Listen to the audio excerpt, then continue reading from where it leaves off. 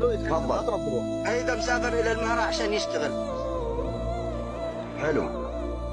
وكان صغير في السن في هذيك الفترة. ممتاز. تعرف الى هذا اسمه محمد. محمد من؟ يشتغل في البلدية في عمان، في ما نسيت اسم المنطقة بالضبط. كان مسؤول في البلدية. حلو.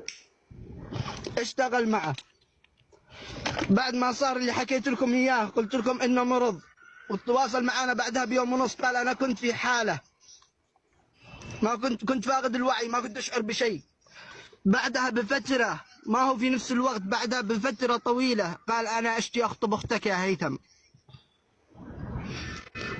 وتواصل مع اهل اخته وقالوا لا على عيننا وراسنا، تعال تقدم للبيت من الباب عيوننا. ولما تقدم وخطب رسمي، ولما جاء يوم العقد قال انا بعقد من الخارجيه اليمنيه فقط بوثق العقد.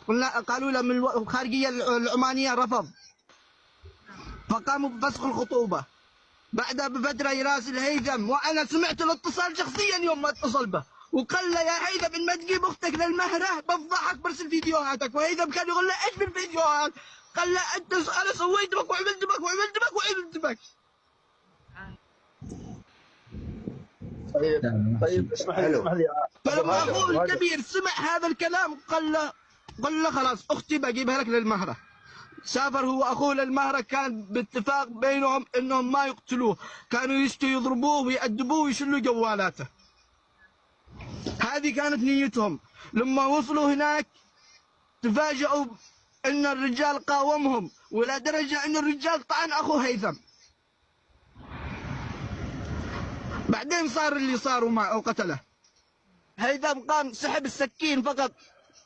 طيب كان اخوه قال له خلاص خلينا نهرب. قاموا وشلوا الجوالات. هيثم اخذ الجوالات من خوفه ذيك الساعه، كسر الجوالات ورماها على البحر. هذا الكلام صار في محيثيف في ساحل المهره، في كورنيش المهره. ليش ما حضرتوا اخوه للمحكمه؟ هذا القاتل وهذه اثباتات وروح. شيء. تفضل غالي. تعرف شيء؟ واذا كنا حضرنا اخوه كانوا بيعدموهم الاثنين.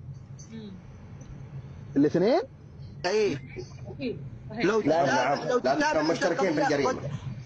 اخو هيثم تواصل معاهم في 2018 بعد القضيه أيوه. بشهر، قال لهم انا بسلم نفسي تفكوا الاخو، قالوا نشي يعدموا الاثنين. طيب ما وكلتوا محامين؟ ما في محامين موجودين؟ الا توكل محامين ما في فايده.